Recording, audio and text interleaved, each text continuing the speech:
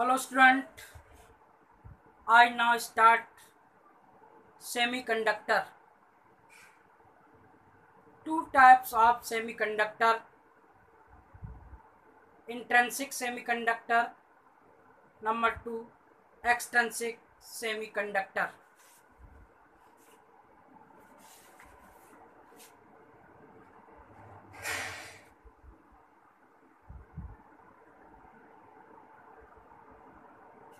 Two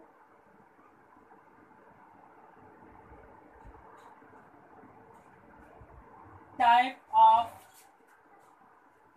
semiconductor.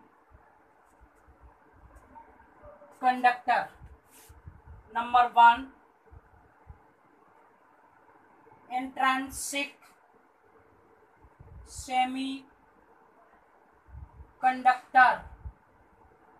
Number two, extrinsic semiconductor.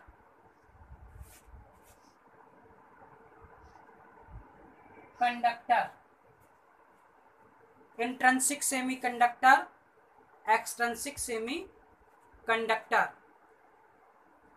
Pure semiconductor intrinsic semiconductor कहलाते हैं यदि semiconductor में कोई अशुद्धि नहीं मिलाई जाती है किसी अन्य ग्रुप के मेटल की, तो वो प्योर सेमीकंडक्टर कहलाता है।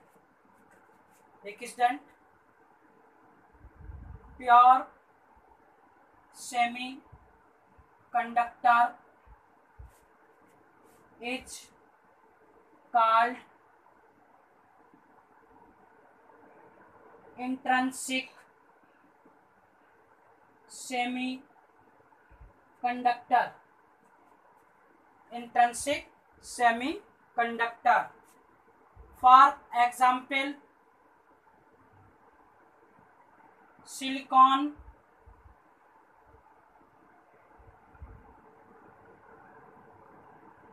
जर्मेनियम। फॉर एग्जाम्पल सिलिकॉन और जर्मेनियम। सिलिकॉन और जर्मेनियम हमारे प्योर सेमीकंडक्टर कहलाते हैं, यानी शुद्ध अर्धचालक। Number two,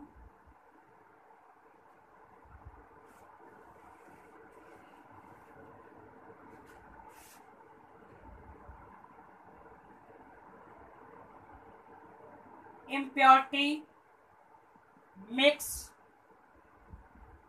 in semiconductor. Semiconductor is called extrinsic semiconductor.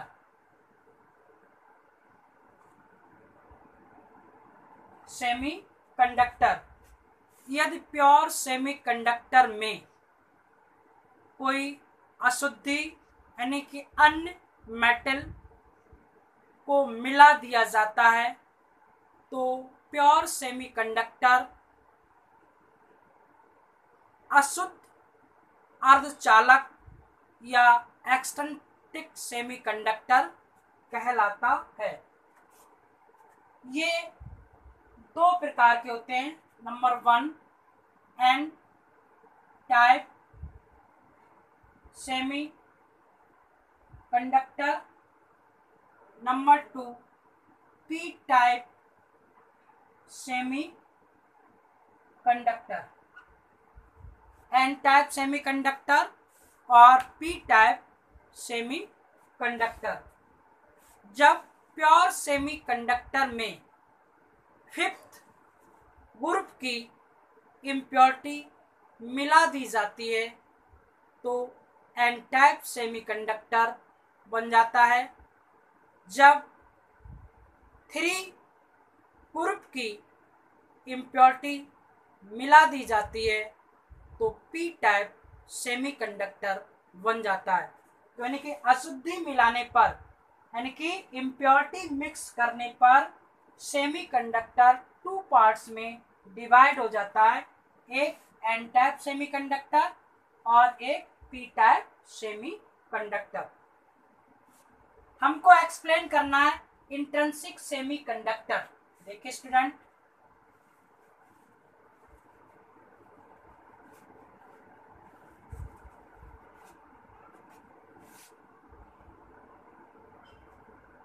Intrinsic semiconductor,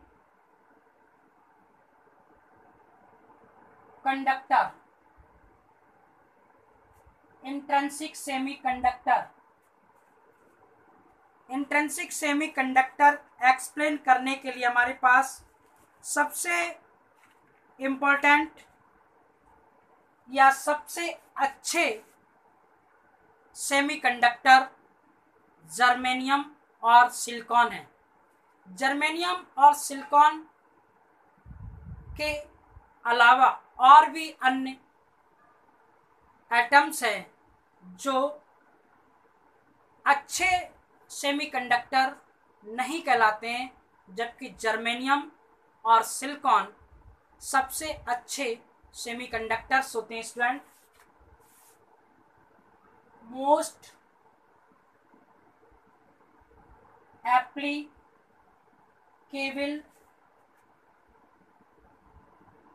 semiconductor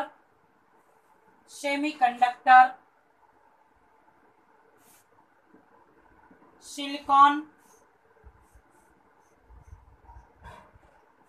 germanium, silicon और germanium,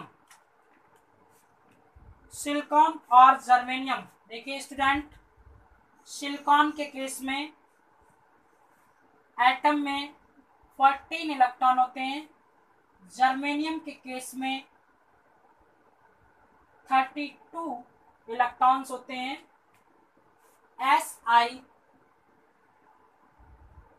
1s2 2s2 p6 3s2 p2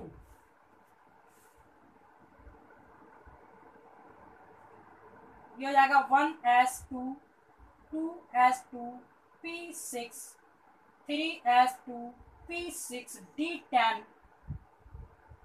4s2 p2 according to configuration या number of electron in orbit. तो पहले orbit में 2 electrons होते हैं, दूसरी orbit में 8 electron होते हैं, तीसरी ऑर्बिट में 18 इलेक्ट्रॉन होते हैं। देखिए student,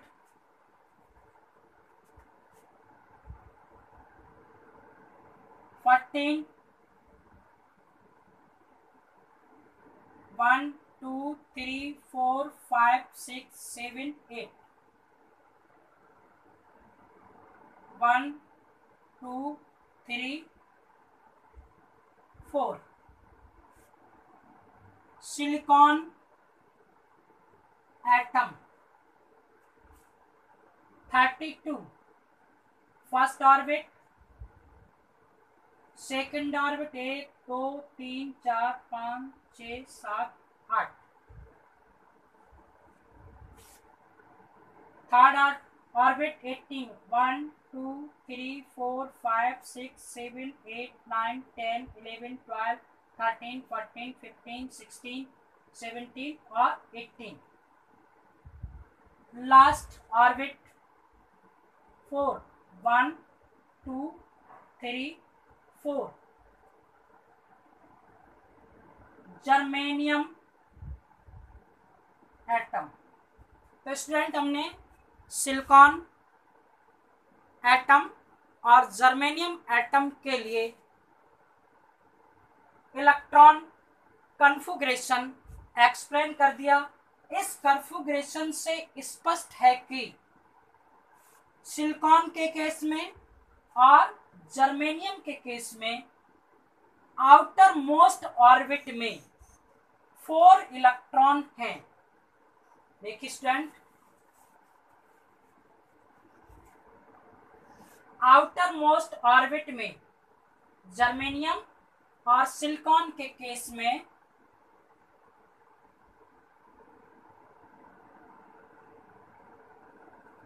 1 2 3 4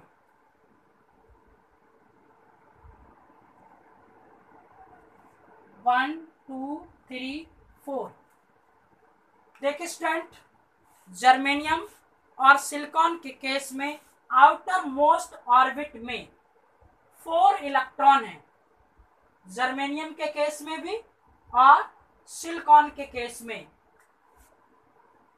core of electron, core of electron या core of silicon, core of germanium, core of germanium. अब देखिए स्टूडेंट, हमारे पास 2 इलेक्ट्रॉन और 8 इलेक्ट्रॉन, यानी कि 2 8, और इसमें क्या है 2 8 18। सिलिकॉन के केस में 2 और 8 electron are tightly bonded of the nucleus, यानी न्यूक्लियस के साथ टाइटली बॉन्डेड रहते हैं, जिनको फ्री नहीं किया जा सकता है। सिमिलरली जर्मेनियम के केस में 2 8 18 ऑर्बिट के इलेक्ट्रॉन न्यूक्लियस के साथ टाइटली बॉन्डेड होते हैं, क्योंकि इनकी सेल कंप्लीट होती है या इनकी ऑर्बिट के नंबर ऑफ इलेक्ट्रॉन कंप्लीट होते हैं, इसलिए इन इलेक्ट्रॉन को न्यूक्लियस से अलग नहीं किया जा सकता है। जब न्यूक्लियस से अलग नहीं किया जा सकता है, इसलिए ये इलेक्ट्रॉन करंट फ्लो होने में भाग नहीं लेते हैं। अब करंट फ्लो होने में भाग कौन कौन से इलेक्ट्रॉन लेते हैं? ये 4 इलेक्ट्रॉन जर्मेनियम के केस में और सिलिकॉन के केस में ये 4 इलेक्ट्रॉन करंट फ्लो होने में भाग लेते हैं।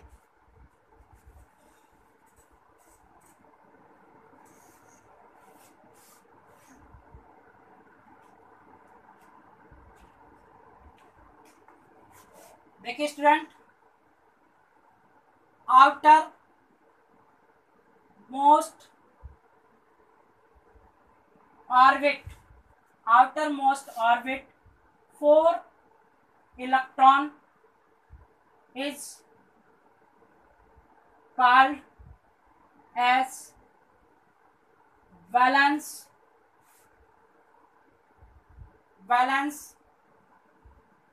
इलेक्ट्रॉन, यानी कि जो आउटर मोस्ट ऑर्बिट में इलेक्ट्रॉन होते हैं वो इलेक्ट्रॉन बैलेंस इलेक्ट्रॉन कहलाते हैं। इन बैलेंस इलेक्ट्रॉन के लिए 4 इलेक्ट्रॉन की आवश्यकता होती है। यदि 4 इलेक्ट्रॉन इस एटम को प्राप्त हो जाएं, तो इसकी ऑर्बिट के नंबर ऑफ इलेक्ट्रॉन कंप्लीट हो जाएंगे और ये स्टेबल हो जाएगा। स्टूडेंट देखिए, इसमें क्या है, ये क्या हाफ फुलफिल है, आधा भरा हुआ है, इसलिए इन एटम्स को या इन मेटल्स को या इन सबस्टेंस को हम सेमीकंडक्टर कहते हैं, अर्धचालक कहते हैं, क्योंकि ये 4 इलेक्ट्रॉन कंडक्टिविटी को शो करते हैं, क्योंकि ये 4 इलेक्ट्रॉन मोबिलिटी को रिप्रेजेंट करते हैं, इसलिए ये मेटल्स सेमीकंडक्टर कहलाती हैं, सेमीकंडक्टर कहलाती हैं।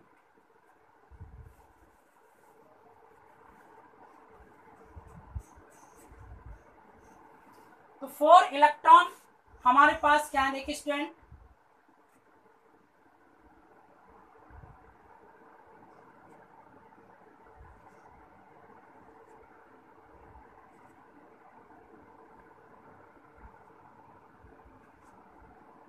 4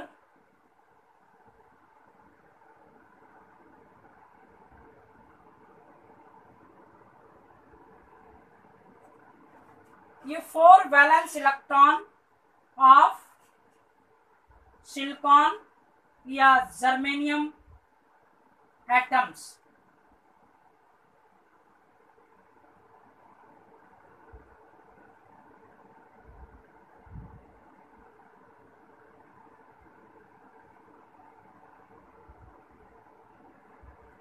फॉर जर्मेनियम या सिलिकॉन एटम। अब देखिए student,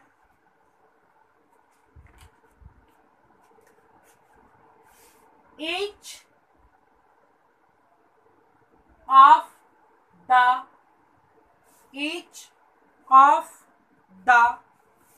four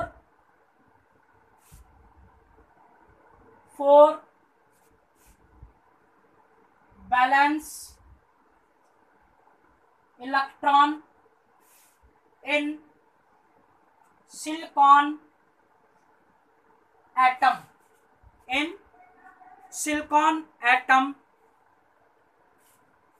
is shared by the another silicon atom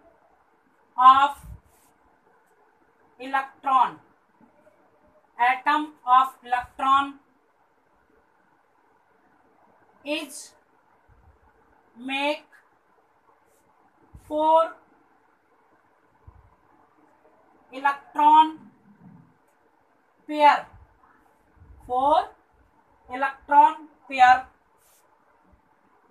this type of electron pair is called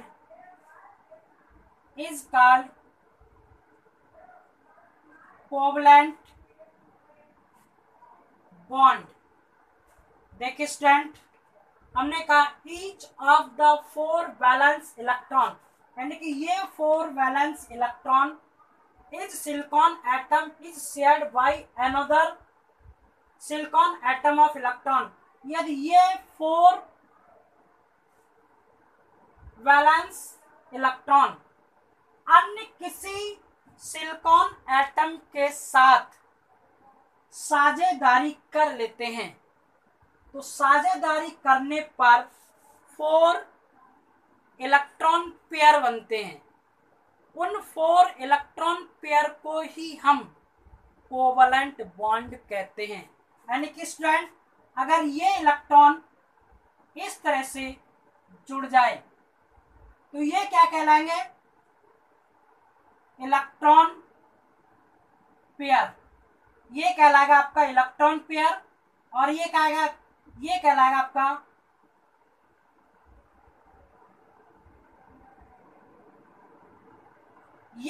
आपका कोवलेंट बॉन्ड। तो स्टूडेंट, ये है आपके पेयर ऑफ इलेक्ट्रॉन, ये है आपका कोवलेंट बॉन्ड। तो सिलिकॉन क्रिस्टल या जर्मेनियम क्रिस्टल के केस में हम स्टूडेंट क्या करेंगे, यहां पर इनको एक एटम के इलेक्ट्रॉन को अन्य एटम के, यानी अन्य एटम का मतलब 4 एटम के इलेक्ट्रॉन के साथ क्या कर देंगे, इनको शेयर कर देंगे, साझेदारी कर देंगे। ये साझेदारी क्या करेगी? कोवलेंट बॉन्ड का निर्माण करेगी। ये क्या बन गए आपके? Covalent bond.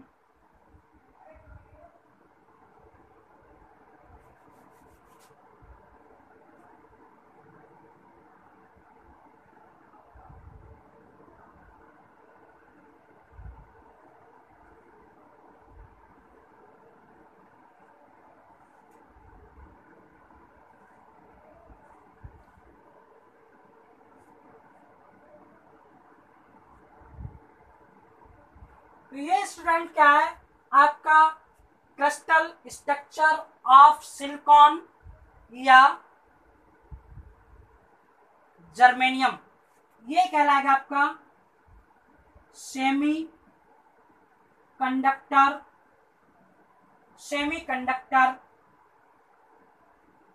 Crystal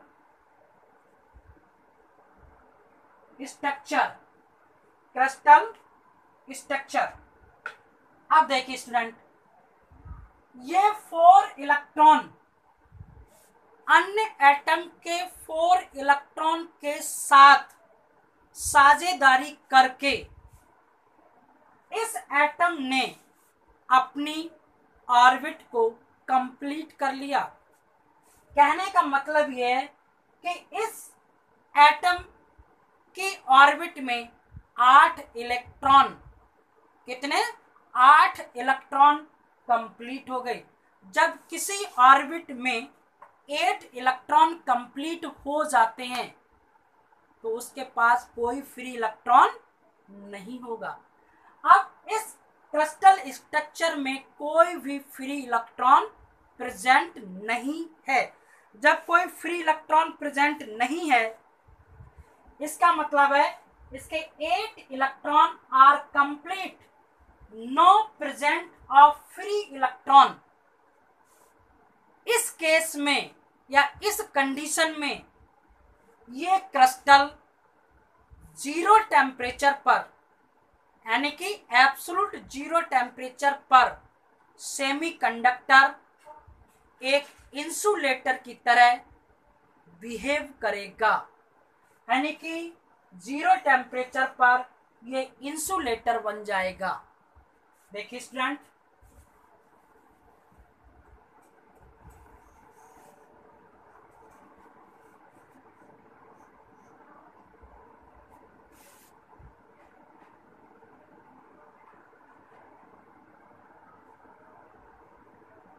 increase the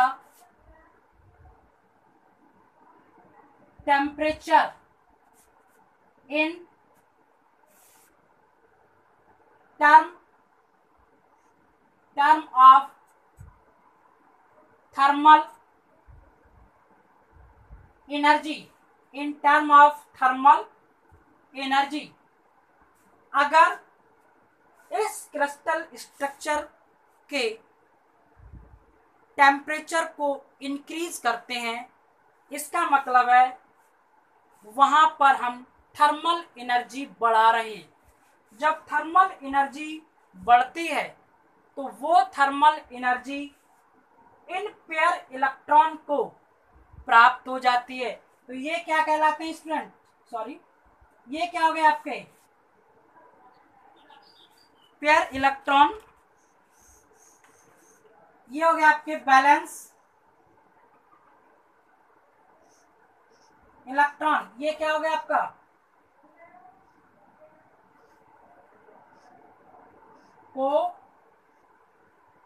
covalent bond. अब देखिए student, increase the temperature in term of thermal energy. जब एटम का टेम्परेचर इंक्रीज किया जाता है तो ये टेम्परेचर इन इलेक्ट्रॉन को प्राप्त होता है, जिसके कारण ये इलेक्ट्रॉन वाइब्रेशन करने लगते हैं, कंपन करने लगते हैं, यानी कि दोलन करने लगते हैं। दोलन करने के कारण इस क्रिस्टल के अंदर डिस्टरबेंस उत्पन्न होता है और वाइब्रेशन एनर्जी डेवलप हो जाती है। जब इस वाइब्रेशन की एनर्जी बॉन्ड एनर्जी से मैक्सिमम हो जाती है, यानी कि वाइब्रेशन की एनर्जी बॉन्ड एनर्जी से मैक्सिमम हो जाती है, या थर्मल एक्सटेंशन के कारण ये बॉन्ड ब्रोकन हो जाती है। जब ये बॉन्ड ब्रोकन होती है, उस कंडीशन में एक फ्री इलेक्ट्रॉन उत्पन्न हो जाता है। एक फ्री इलेक्ट्रॉन उत्पन्न हो जाता है। इसको फ्री इलेक्ट्रॉन क्यों कहते हैं? देखिए स्टूडेंट, ये कोर है। कोर का मतलब है एक एटम की कंप्लीट ऑर्बिट है या शेल है। उस कोर के द्वारा इस इलेक्ट्रॉन पर न अट्रैक्शन फोर्स लगता है न रिपल्सन फोर्स लगता है। इस इलेक्ट्रॉन पर इस ऑर्बिट के कारण न इस पर अट्रैक्शन फोर्स लगता है न इस पर रिपल्सन फोर्स लगता है, इसलिए इस इलेक्ट्रॉन को फ्री इलेक्ट्रॉन कहते हैं। स्टूडेंट, जब फ्री इलेक्ट्रॉन उत्पन्न हो जाता है उस कंडीशन में कंडक्टर में इलेक्ट्रिक कंडक्टिविटी प्रेजेंट हो जाती है। कहने का मतलब ये स्टूडेंट, जब यहाँ पर इलेक्ट्रिक फील्ड अप्लाई कर दिया जाए, इलेक्ट्रिक फील्ड अप्लाई होने के बाद फ्री इलेक्ट्रॉन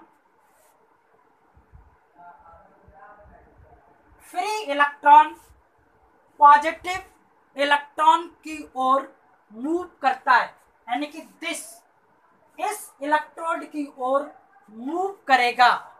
तो कहने का मतलब ये हुआ कि इलेक्ट्रॉन जो है पॉजिटिव टर्मिनल की ओर मोशन करने लगता है मोबिलिटी के कारण, जिसके कारण इसमें करंट फ्लो होने लगती है और ये करंट वेरी स्मॉल होती है। इसे आई ई से रिप्रेजेंट करते हैं।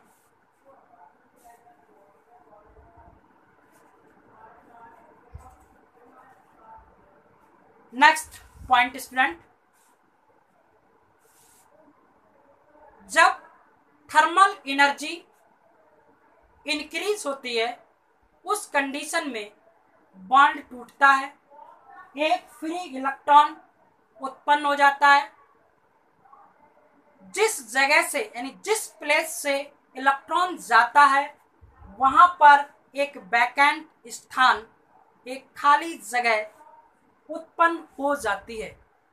ये वैकेंट प्लेस एक इमेजिनरी पॉजिटिव चार्ज की तरह बिहेव करता है, यानी कि इस पर एक इमेजिनरी पॉजिटिव चार्ज होता है और ये चार्ज कितना होगा? ये चार्ज इलेक्ट्रॉन के चार्ज के बराबर होगा, लेकिन ये चार्ज पॉजिटिव होगा। तो यानी कि इलेक्ट्रॉन का चार्ज कितना होता है? E बराबर 1.6 into 10 to the power minus 19 coulomb. इसका कितना होगा? माइनस, और होल का चार्ज क्या होगा? ये हो जाएगा 1.6 into 10 to the power minus 19 coulomb. ये कैसा होगा? प्लस। तो यानी कि ये चार्ज तो बराबर होंगे लेकिन इनके साइन अपोजिट होंगे। इलेक्ट्रॉन पर चार्ज माइनस का होगा और होल पर चार्ज प्लस का होगा।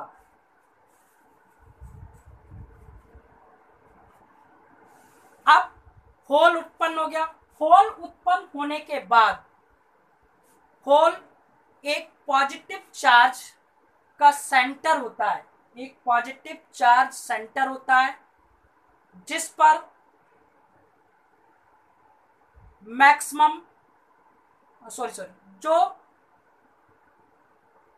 मैक्सिमम अट्रैक्शन फोर्स अप्लाई करता है, यानी कि इस सेंटर पॉजिटिव सेंटर चार्ज के कारण यानी होल के कारण अनकोवलेंट बॉन्ड पर मैक्सिमम अट्रैक्शन फोर्स अप्लाई होता है, जिसके कारण ये होल अनकोवलेंट बॉन्ड को ब्रोकन कर देता है और अपने इलेक्ट्रॉन की खाली जगह यानी वैकेंट स्थान को भर लेता है। कहने का मतलब ये इस बॉन्ड को तोड़ेगा, इस इलेक्ट्रॉन को अपनी जगह ले आएगा और यहाँ पर एक वैकेंट स्थान उत्पन्न कर देगा। इससे क्लियर होता है कि hole one place to another place replace, यानी कि ये यहाँ से यहाँ तक रिप्लेस हो गया।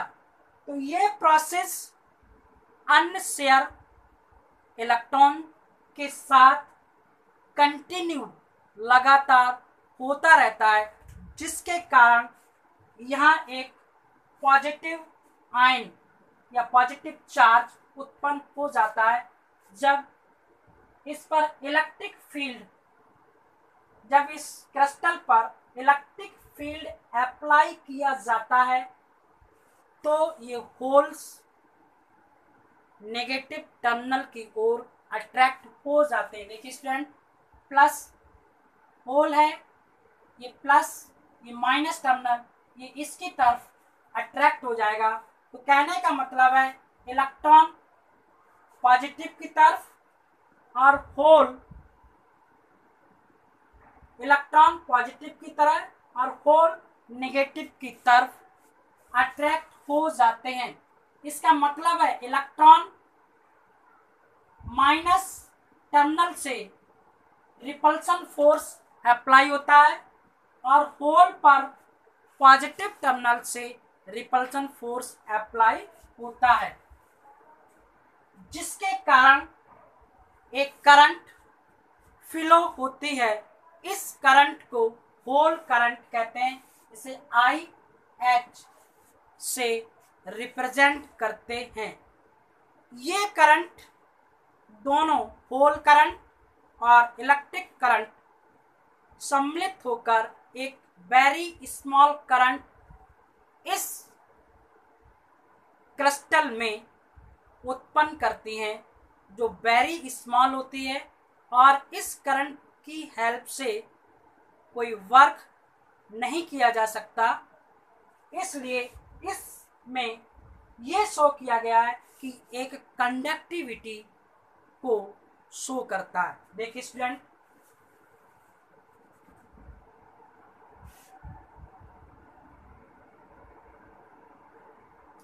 एक होल है, ये एक इलेक्ट्रॉन है, यानी होल इलेक्ट्रॉन। ये एक बैटरी है, ए और बी 2 पॉइंट है, ये पॉजिटिव ये नेगेटिव। ये होल ए सिरे से बी सिरे की ओर मूव करता है और इलेक्ट्रॉन बी सिरे से ए सिरे की ओर मूव करता है। जब ये होल ए पॉइंट से बी पॉइंट पर पहुंचता है तो ये इलेक्ट्रॉन के साथ न्यूट्रल हो जाता है, जिसके कारण एक इलेक्ट्रॉन की कमी होती है। वो इलेक्ट्रॉन इस बैटरी से प्राप्त हो जाता है। एक इलेक्ट्रॉन इस बैटरी से प्राप्त हो जाता है और ये इलेक्ट्रॉन जो है इस पॉजिटिव टर्मिनल की ओर मूव करने लगता है, जिसके कारण इस रॉड में एक करंट फ्लो होने लगती है। क्रिस्टल स्ट्रक्चर के बाहर होल मूव नहीं करते हैं। तो ये स्टूडेंट हमारा क्या था, इंट्रिंसिक सेमीकंडक्टर था। और इंट्रिंसिक सेमीकंडक्टर में मेन मेटल्स है हमारी जर्मेनियम और सिलिकॉन। जर्मेनियम सिलिकॉन से बेटर है। जर्मेनियम की कंडक्टिविटी सिलिकॉन की कंडक्टिविटी से मैक्सिमम होती है। जर्मेनियम की मोबिलिटी भी सिलिकॉन की मोबिलिटी से मैक्सिमम होती है। जर्मेनियम का रेजिस्टेंस सिलिकॉन के रेजिस्टेंस का 1/1000 गुना होता है। इसका मतलब है जर्मेनियम एक बेटर मेटल्स है, लेकिन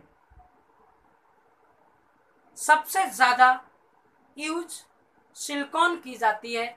इसका रीज़न ये है कि जर्मेनियम में लीकेज करंट अधिक फ्लो होती है, जबकि सिलिकॉन में कम।